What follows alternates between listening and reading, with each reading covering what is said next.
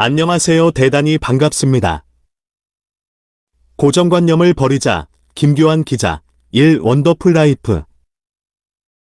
고정관념을 국어사전에서는 어떤 대상에 대해 경험이나 지식 등에 의해 오래전부터 굳어져 온 관념이라고 했다.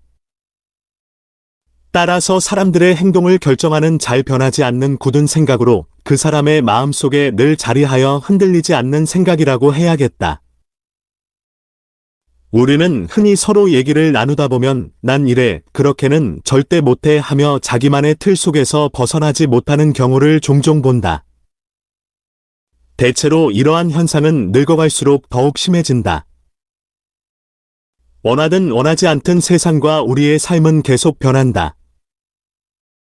과거에 집착한 나머지 과거의 틀에 맞춰 현재를 재단하려 들지 말아야 한다. 구름과 바람의 방향은 바꿀 수 없지만 돛담배의 방향은 얼마든지 바꿀 수 있다. 또한 바람은 마주 보고 맞으면 역풍이지만 돌아서서 맞으면 순풍이다. 생각을 바꾸면 세상이 바뀌는데 우리는 세상이 바뀌고 상대가 바뀌기를 바란다. 그것도 자기가 원하는 만큼 바뀌기를 바란다. 법정 스님의 수필에 거꾸로 보기가 있다. 어느 여름날 스님이 암자에서 점심 식사 후 비스듬히 누워서 주위의 경치를 보니 평소 눈에 익은 모습이 아니었다. 깜짝 놀란 스님은 벌떡 일어나 마당에 나가서 다리를 벌리고 허리를 굽혀 가랑이 사이로 전혀 다른 모습의 자연경치에 취하게 된다. 그리고 찾아오는 사람들 남녀노소를 불문하고 거꾸로 경치를 보라고 소개를 한 것이 세상 거꾸로 보기로 여기엔 정말 소중한 가르침이 있다. 즉 사물을 보는 새로운 시각의 중요성을 알려준다. 사람들은 각자 고유의 시각으로 서로 다른 도수와 색깔의 안경을 통해서 세상을 보지만 이럴 때 우리는 한번 거꾸로 보는 사고의 전환도 필요하다. 고정된 시각을 바꾸면 새로운 세계가 보인다는 것이다. 세상을 사는 것에 어디 정답이 있겠나? 아무리 당연한 것처럼 알려진 생각이라지만 그건 역시 자신의 머릿속에 들어와서 고착화되어 버린 지식으로 환경이나 상황에 따라 얼마든지 변할 수 있는 것이다. 다만 순간의 감정에 흔들리지 말고 이성을 앞세워 사리 분별을 분명히 하기 위해 애써야 한다. 우리는 흔히들 상식이란 말을 많이 쓰는데 상식이란 보통 사람들이 많이 생각하는 쪽을 말하지만 옳고 그름 즉 맞다, 틀리다로 규정할 수는 없는 것이다. 왜냐하면 정상과 비정상의 절대적 기준이 있을 수 없기 때문이다. 가령 공부 잘해서 좋은 대학에 가는 것만이 정상인가? 나이차가 많은 남녀 간의 결혼이나 동성애 등은 비정상인가? 시대의 변화나 사회의 변화에 따라서 기준은 얼마든지 변할 수 있다. 결국 이 시대, 이 사회에 발맞춰서 내 생각을 바꿔 나가야 한다. 고생이 무슨 훈장도 아니여 자랑거리도 아닌데 오늘날과 같은 물질 문명의 풍요 속에서 젊은이들에게 전쟁이니 가난이니 하는 젊은 시절의 고통과 같은 넋두리는 잔소리일 수밖에 없다. 젊은이들에게 옛날의 가치관을 들이대는 것은 마치 서울을 중부내륙 고속도로를 두고 문경세제를 넘어서 가라는 것과 무엇이 다른가? 내 경험이 특별하고 옳다는 생각으로 젊은이를 바라보는 한자기 세계에 고립될 수밖에 없는 것이다. 늙는 건 어쩔 수 없지만 생각이 녹슬어서는 안 된다. 아직도 과거의 갑옷에서 벗어나지 못하고 갑질 오너로서의 꼴불견 꼰대가 되어서는 안 된다. 우리 어른들에겐 무엇보다 젊은이들과 소통할 수 있는 개방적 사고가 필요하다. 배려와 인내하는 마음. 김규환 2. 배려 난 한자 그대로 해석을 하면 짝처럼 마음으로 다른 사람을 생각한다는 의미가 되는데 남을 도와주거나 보살펴주는 참 따뜻한 단어이다.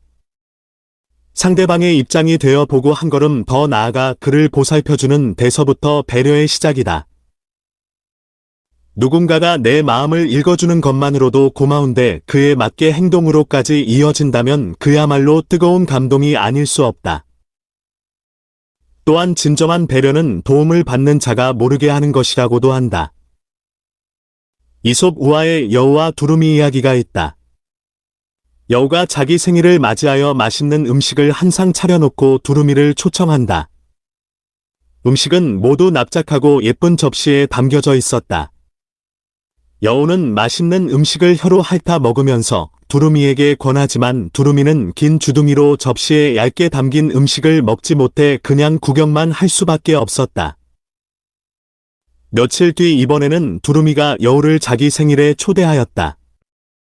상에는 맛있는 음식이 모두 기다란 병에 담겨 있었다. 두루미는 긴 부리를 넣고 맛있게 먹으면서 여우에게 권했지만 여우는 두루미가 먹는 구경만 할 수밖에 없었다. 학생들에게 이 우화를 소재로 여우와 두루미 중 누가 더 나쁘냐의 토론 주제로 공부하던 옛 기억이 새롭다. 이 이야기는 결국 상대방을 배려할 줄 모르는, 무엇이든 자기 기준으로만 생각하면 안 된다는 교훈이 담겨 있다. 자원봉사로 여유 있는 노인이 어려운 이웃을 위한 경제적 지원을 하거나 사회적으로 비교적 성공한 노인들의 인적 네트워크에 의한 노노케어의 배려가 절실한 지금이다. 그리고 매사에서 인내심을 길러야 한다. 노인은 대체적으로 참을성이 약하고 고집스럽고 걸핏하면 언성을 높이며 억지를 부리는 경우가 자주 일어난다. 별것 아닌 것을 갖고 서운해하거나 분노를 사귀지 못해 욕을 하거나 스스로의 감정 조절을 못하는 걸 본다. 이는 좋은 감정을 유지하려는 자기조절 능력이 약하기 때문인 것으로 이같이 어른답지 못한 행동을 예방하기 위해서는 무엇보다도 매사의 인내력이 필요하다. 언젠가 인터넷에서 본 앞으로 3걸음, 뒤로 3걸음이란 이야기가 의미가 있어 간략하게 소개한다. 옛날에 상인이 장사를 끝내고 집으로 돌아가는 길에 한 선비를 만나서 길동무가 되었는데 상인은 인생살이에 꼭 필요한 지혜 한 가지만 알려달라고 부탁한다. 선비는 잠시 생각한 끝에 참을 수가 없을 정도로 화나는 일이 있을 때 앞으로 3걸음, 뒤로 3걸음 걸으며 생각한 다음 행하시오 라고 일러준다. 상인이 집에 도착하니 깊은 밤중인데 방문 앞에 신발 2켤레가 있었다. 하나는 마누라 신발이고 다른 하나는 낯선 남자 신발이라 문구멍으로 들여다보니 아내가 까까머리 줌을 꼭 껴안은 채 잠을 자고 있었다. 화가 난 상인은 부엌칼을 들고 들어가다가 선비 생각이 나서 뒤로 3걸음 물러서는데 그때 잠에서 깬 부인이 여보 하면서 달려 나오고 뒤따라 나오던 젊은 중이 형부. 오랜만이네요. 웃자고 하는 이야기지만 우리는 일상을 통해 어떤 상황에서든 일단 먼저 생각하는 습관과 마음의 여유를 가졌으면 좋겠다는 생각에서 인내하는 마음의 소중한 교훈이 담겨 있기에 옮겨보았다. 긍정적인 사고를 갖자. 김규환 3. 우리말에 5만 가지 생각이 다 난다란 말이 있다. 이는 사람들이 어떤 일이 닥치면 수많은 잡생각을 한다는 뜻인데 실제로 우리는 하루 5만 가지 생각을 하는데 놀라운 사실은 그 중에서 4만 9천 가지 이상이 부정적인 생각이라는 것이다. 원망, 짜증, 불평, 불안, 초조 등.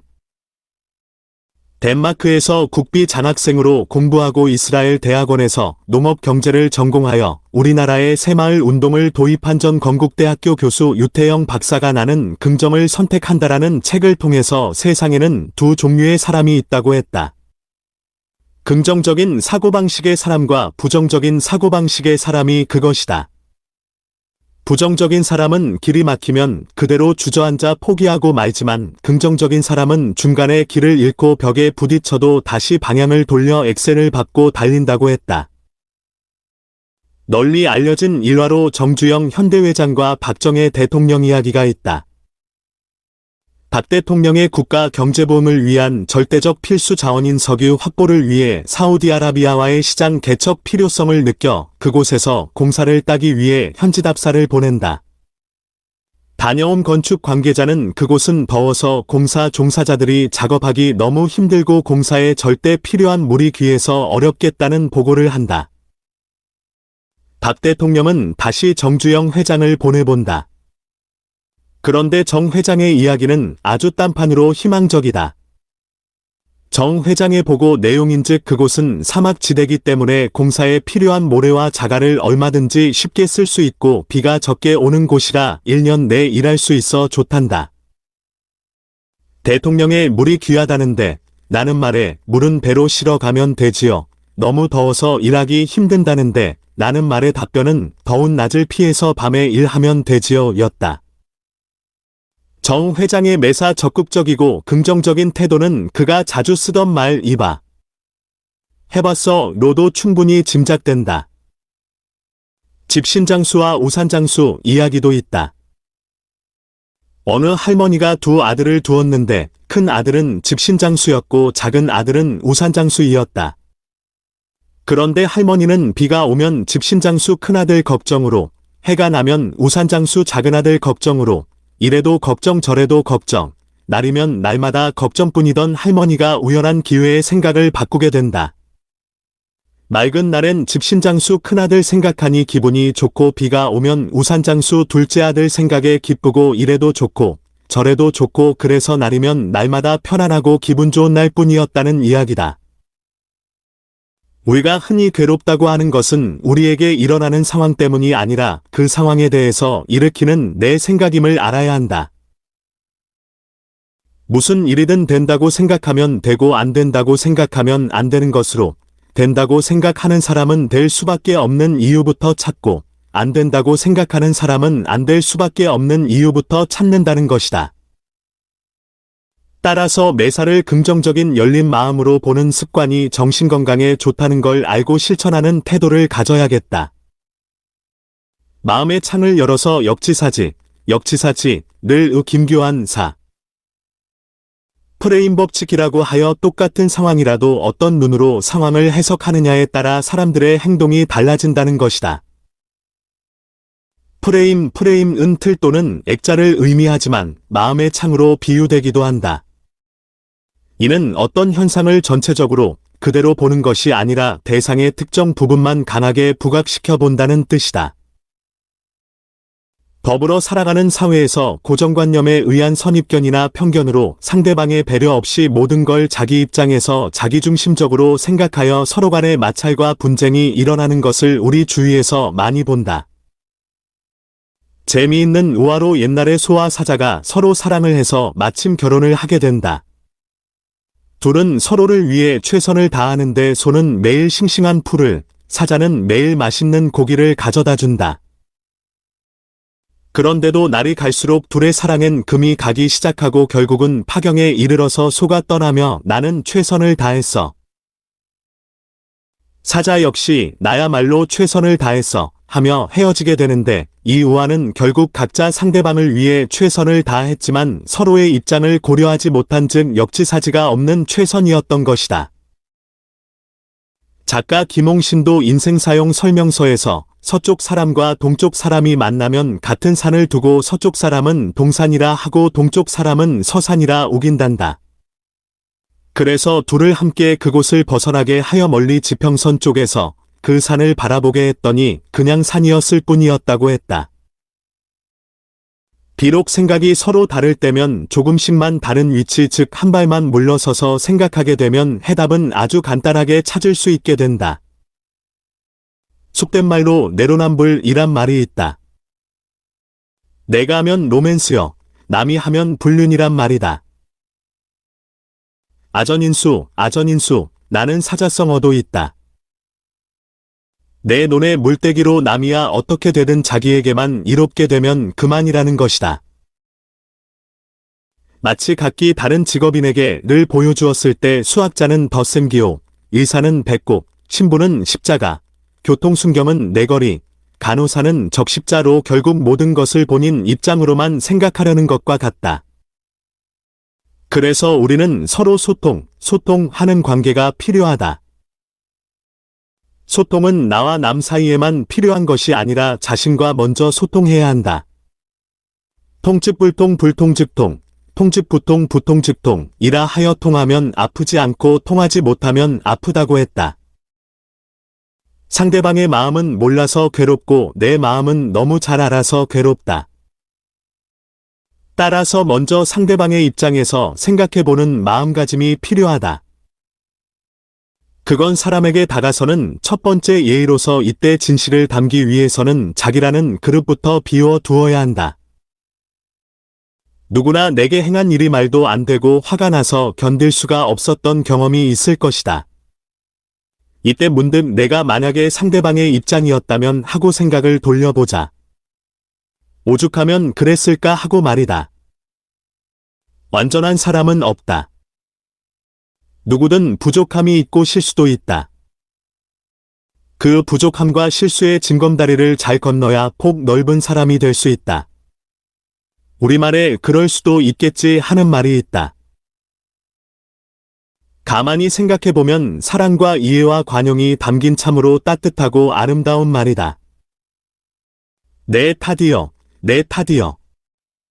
내 탓이로소이다. 김교환 5. 까마귀가 이삿짐을 꾸리고 있었다.